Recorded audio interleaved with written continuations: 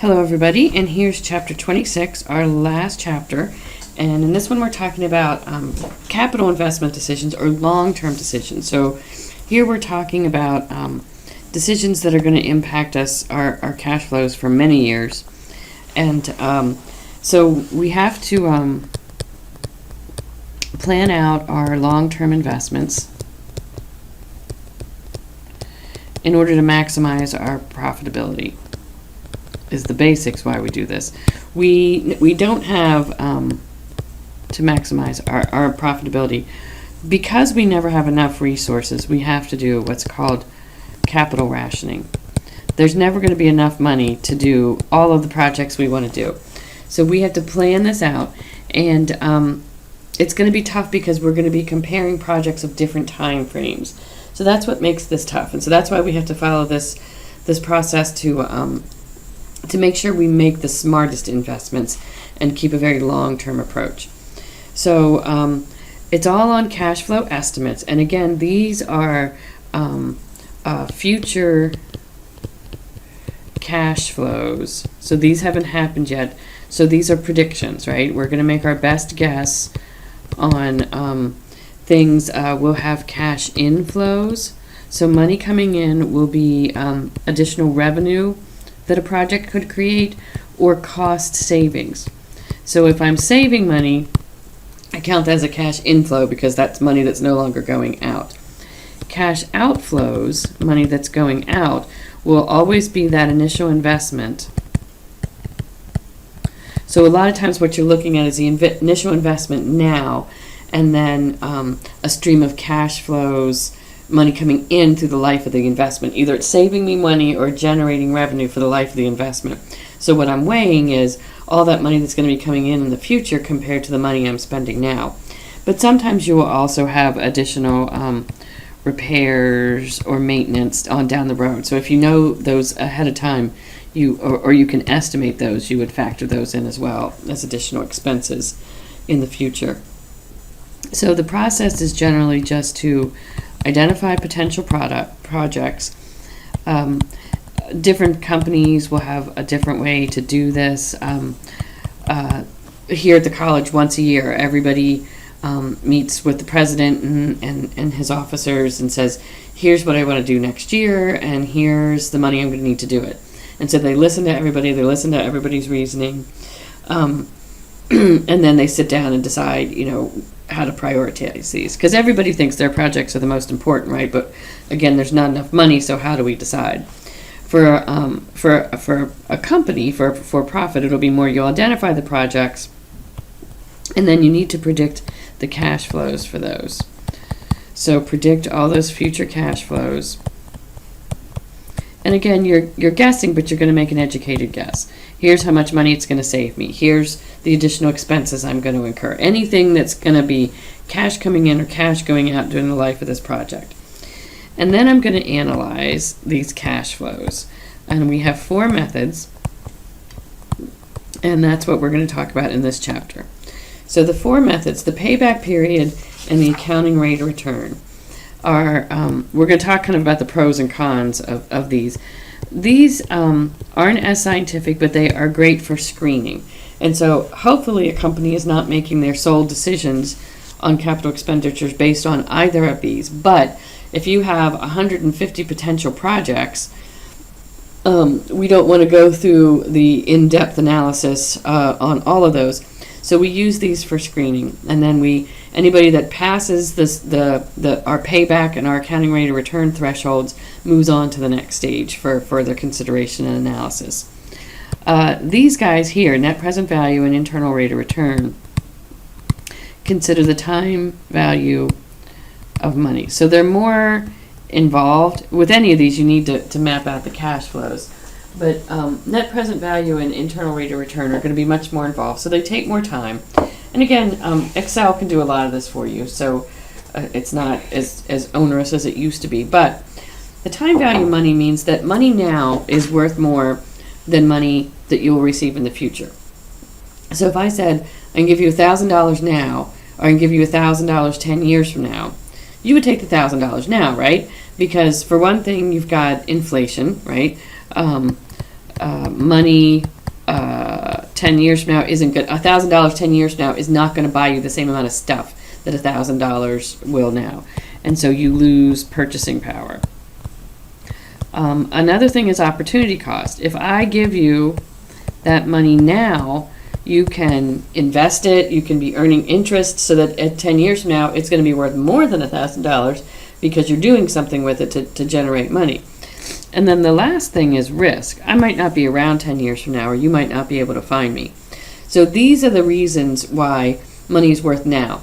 And so what if I said $800 now or $1,000 in 10 years from now? Well, you know that $1,000 10 years from now is worth something less than $1,000 now, but you don't know exactly how much. And that's exactly what these two methods allow us to do. So we'll talk about that. So let's talk about the first two first. The payback period is just the time it takes to recover your initial cash outlay. The advantages of this, it's quick and it's easy. And unfortunately, that's about the best we can say about it. I will say this, though, it's easy to understand. So when we start talking about time value of money and net present value and discounted cash flows, you can lose some people. But everyone understands how long does it take me to make my money back. So that is actually one of its advantages. The disadvantage is it ignores that time value of money, which is actually very important. Time value of money. It also ignores all cash flows that take place after this payback period. After payback. So if I'm looking at two projects, one pays itself back in 2 years and the other pays itself back in 3 years, you say, oh, the 2-year one is better. But the fact is that 2-year one might only be generating revenue for you for 3 years, whereas the other one might be generating revenue for you for 30 years. And obviously you want something that's going to generate revenue for 30 years, but this doesn't really factor that in. So that's one of its big disadvantages. If you have equal cash flows, if the amount of money coming in is the same every year, payback period is very easy. You just take the initial investment, whatever you paid at the beginning. And again, we're always purchasing an asset here, right? And so capital expenditures, I'm buying a piece of equipment or a new building or something like that, or expansion. So it's the initial investment for that asset divided by the annual net cash flows, and that tells you the payback period. So that's really pretty simple on that one. If you have unequal cash flows, and I'm going to show you one of these, you take the initial investment and you subtract off the year one cash flow. That tells you the amount remaining to be recovered. Then you subtract off the year two cash flow, and that gives you the remaining. Then you subtract off the year three cash flow, and you just keep going until you get to zero and it pays itself off. I'll show you what to do if it doesn't come out to an even year there. That'll be easier to show you, I think, with numbers. And so you just keep going until you get to zero. All right, so we have an example. Oh, sorry, accounting rate of return is the other one we want to show. And so this is the other kind of short one. The advantages are that it does consider, again, it's fairly quick and easy, it does consider the entire life of the investment. It doesn't stop at the payback period. Entire life of investment. And the other thing I'm going to say is that it matches your financial statements a little bit better. And some people like that because it's going to match up your income statement. On this one, we just look at cash flows, okay? And obviously, we've got some things on our income statement that aren't cash flows. So this one will match the income statement a little bit better. It does not consider the time value of money. The time value. And the other thing is it does not consider the timing of the cash flows, which is kind of related here.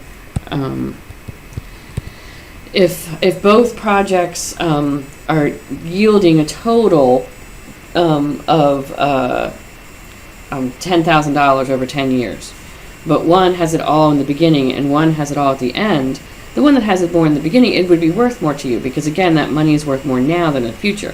But ARR doesn't factor that in. It would treat those both as exactly the same, regardless of whether the money is coming in at the beginning, at the end, or evenly through it. It looks at them all the same.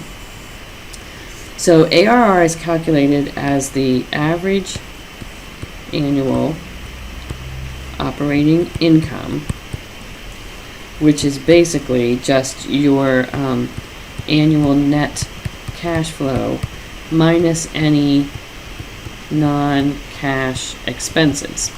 So that's what I mean when I say it's going to match your income statement a little bit better. Your main non-cash expense is really going to be depreciation. So for most of our examples, it's going to be your net cash flow minus the depreciation expense. So this number, this operating income, is going to be much closer to the number that you see on the income statements, whereas our cash flow number that we use in the payback period is not going to match our income statements. That's why some people like this one a little bit better. And then I'm going to take that operating income and I'm going to divide that by the average amount invested. And this is going to be calculated as really just your initial investment. If you remember when we did some ratios, every time we see average, we take the beginning plus the ending and divide by 2 to get an average. That's what we're doing. So the residual value divided by 2. So this is what the asset is worth at the beginning. This is what the asset is worth at the ending, and then I average the two together, and that is how I get the ARR. So we have an example here, and oops, let me well, that's okay. That's okay. We have an example here, and we are going to, I'm just going to take this off because that's going to mess us up.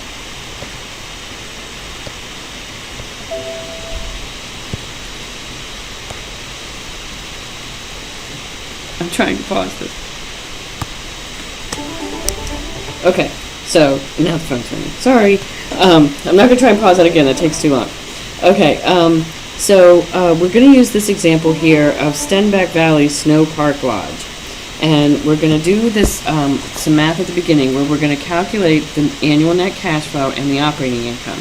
And then once we've got that, we're going to have a lot of the information we need to answer these. And so there's a lot of math on this problem, and then we'll use these answers going forward. So the first thing we want to calculate is the average net cash flow. So if we look at, okay, so we've got here, they're looking at an $11 million expansion. They want to know if this is a good investment.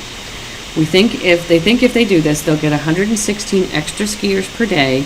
They operate for about 143 days a year.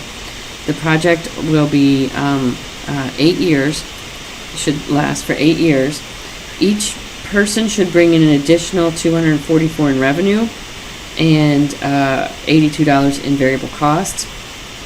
We'll get to the discount rate later, and then there's our initial investment is the $11 million. We also know that they use straight line depreciation, and this project will have a residual value of $600,000 at the end of the 8 years. So let's do number one first. And so we want to look at the cash inflows, oops, turn the pen back on, and the cash outflows.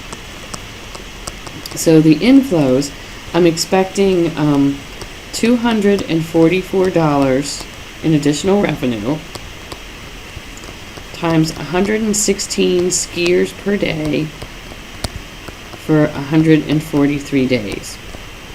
So the annual amount of additional revenue is $4,047,472. That's my total inflow. The money going out each year will be the extra variable cost. So outflows will be the $82 variable cost times 116 skiers times 143 days, skiers per day. So my variable cost, so I'm expecting my revenue to go up by $4.47 million per year, expecting my variable cost to go up by $1,360,216. So if I put those two together, the money coming in will be $4,047,472 extra, minus my expenses will go up by $1,362,216.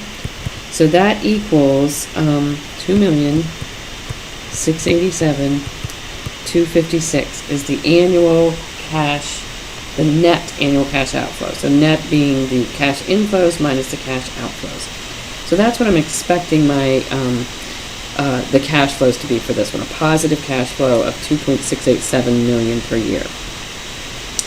Now, to get the average annual operating income, we want, that'll be the annual net cash flow minus the annual depreciation expense. So let's go up here and calculate our depreciation expense. So for the whole thing, it's going to be, let's see, the whole thing is 11 million, and at the end it's going to have 600,000, so I would stop depreciating there. So this is the investment, and this is the residual. So that means the amount that I'm going to depreciate is 10,400,000 total depreciation. It's straight line, so I'm just going to divide that by 8 years, the life of the project, and I get 1,300,000 will be my annual depreciation expense. So if I take this guy and I take my cash flow, 2,687,256 minus my annual depreciation expense of 1,300,000, I get annual average annual operating income of 1,387,256. So that's what I had highlighted there. The annual net cash flow is the 2,687,256. The average annual operating income is the 1,387,256. Those are both important numbers that we're going to keep using here. So I don't know if you want to, you can write those down if you want. You can just trust me that I'll get it right on the next slide, but I'm going to keep referring back to those. I'm going to try not to just keep going back and forth. Alright, so I want to show you payback and ARR, and then I'll probably stop this video and pick up with the other two. So, compute the payback period for the expansion. So the payback, again, is the initial investment divided by the annual net cash flow. So in this case, the initial investment was the $11 million. Again, I'm pulling that information from the problem we just did. And so that's my 11 million. And then I'm going to divide that by this annual net cash flow of 2,687,256. And that gives me 4.1 years is the payback period. So as long as you got annual cash flows, this is really easy, and that's all you have to do. I just want to show you how you would do it if you had uneven cash flows. So this is how, all you have to do for this problem is right there. This is extra because I think you might have something in the homework. So if you had uneven cash flows, you would take your initial 11 million, and in year one, your cash flow was 2,687,256. So the amount that you have remaining to pay back is 8,312,744 is the amount that you have left to recover at the end of year one. Then in year two, you have a positive cash flow of 2,687,256, which just happens to be the same as year one, but pretend like they're different. And that means at the end of year two, what you have left to recover is 5,625,488. In year three, you're bringing in 2,687,256 as your net. So at the end of year three, what you have left to recover is 2,938,232. In year four, your positive cash flow is 2,687,256. So at the end of year 4, what you have left to recover is $250,976. So you can see year 5's cash flow is greater than what you need to recover, right? So the next year's cash flow, you don't need all of year 5 to recover that, is what I'm saying. So the amount remaining is less than the next year's cash flow. So what you do is you take that remaining balance and you divide it by the year 5 cash flow, $2,687,256, and you get 0.09. So that means you need 4 full years plus 0.09 of year 5. So you got 4.09 years, and they said round to 1 decimal place, so that's 4.1 years. So when you just keep going until you get to 0, or until the next year's is, what's left is smaller than the next year's, in which case you just divide, and that tells you the portion of the next year that you will need. Okay, so let's do an ARR one. Again, if you have even cash flow, you don't have to do this. I just wanted to show you the process for if you have uneven cash flows. Now we're going to do the ARR.